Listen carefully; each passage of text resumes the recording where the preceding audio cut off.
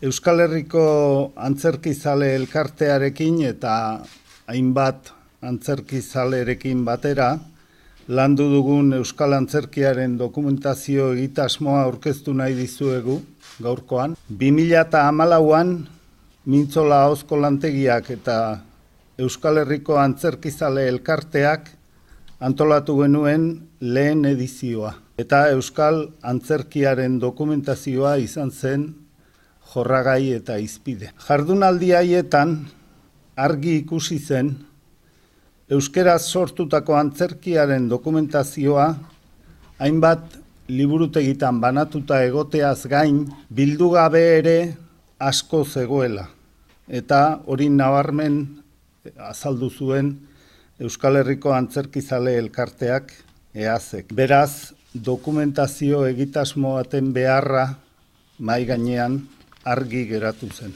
Euskal Antzerkiaren dokumentazio egitasmoaren helburua da euskarazko antzerkiaren aktibazio sozialarentzako lagungarria izango den zentroa izatea eta baliogarria izatea euskarazko antzerkia lurraldean zabaltzeko eta zaletasunean sakontzeko. Hori egiteko bi lerro proposatzen dira eta lehenengo lerroa da gaur egungo antzerkiaren behatoki dinamikoa izatea. Eta lehen aipatutako bigarren lerroa izango zen, ja atzera begira, garai guztietan eta lurralde guztietan sortu den euskarazko antzerkiaren memoria berreskuratu eta zabaltzea. Oinarriak dira, lehenengo oinarri nagusia botatzen duguna da, izan behar dela dinamikoa eta eraldatzailea. Bigarren ezaugarria da hizkuntza ikuspegia. Hirugarren oinarria da aniztasuna eta elkarlana. Hori izango litzateke zentro edo proposatzen den egitasmoaren ezurdura edo ideia nagusia.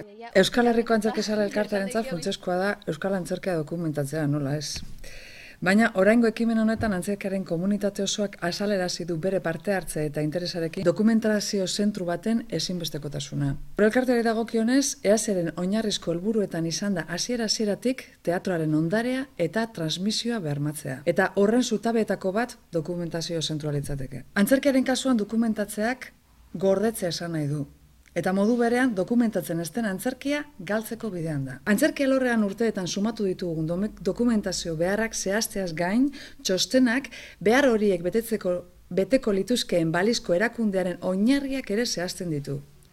Zalantzarik gabe, abiapuntu sendoa eta emankorra da gure antzerkiak pairatu duen gabezia handienetako bati aurre egiteko. Argi daukagu Euskal Antzerkiaren etorkizuna bermatzeko ezinbestekoa dela iraganaren eta orainaren berri izatea.